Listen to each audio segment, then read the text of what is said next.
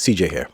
Congenital analgesia is a rare condition in which a person cannot feel physical pain.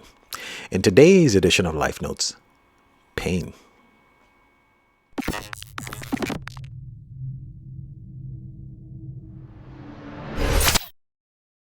Our ability to experience pain is vital to survival. People have died due to injuries and illnesses going unnoticed because they couldn't feel pain. Pain is that uncomfortable sensation that signals that something isn't right. It's our body's way of making us uncomfortable so that we know we need to do something or stop doing something. But what about emotional pain? To our detriment, some of us have been taught to ignore our heartbreaks. If we sprain an ankle, we get compassion and consideration, but if our hearts are broken, we sometimes get neither. Psychologist Guy Winch says that studies found that when societies do not sanction grief, we internalize these standards and regard our emotions and reactions as less legitimate. What if we learned how to not fear or disregard pain?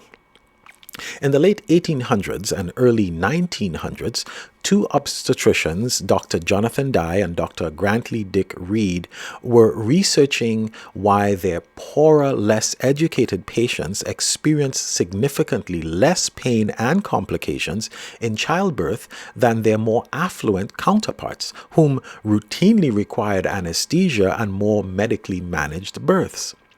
Ultimately, the doctors concluded that because their poorer patients did not have the same levels of fear around labor and birth, they had better experiences and healthier outcomes.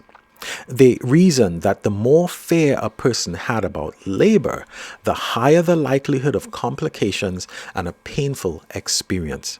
They call this the fear, tension, pain cycle. More about that in this source in the link in the description. Thankfully, I got that out. When our hearts are broken, when our minds are flooded with painful memories, we must learn to take our feelings seriously and get help if we need it. Education is key, support is critical, and embracing positivity is a must. Emotions are useful. We cannot control, stop, or get rid of them. And why should we?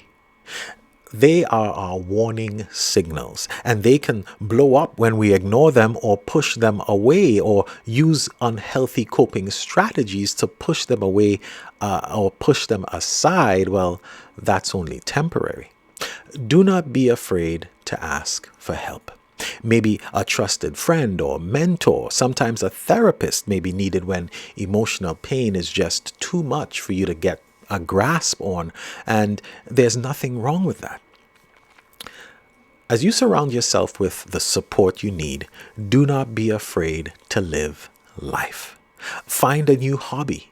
Keep your body moving. Stop telling the story. At first it can be helpful, but be careful not to open old wounds.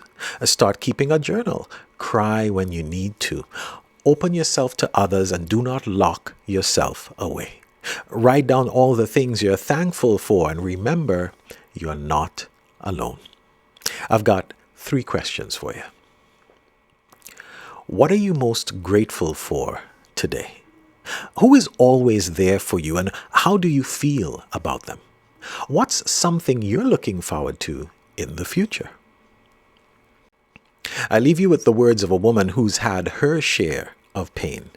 She has stated that she was molested during her childhood and early teens and became pregnant at 14. Her son was born prematurely and died in infancy.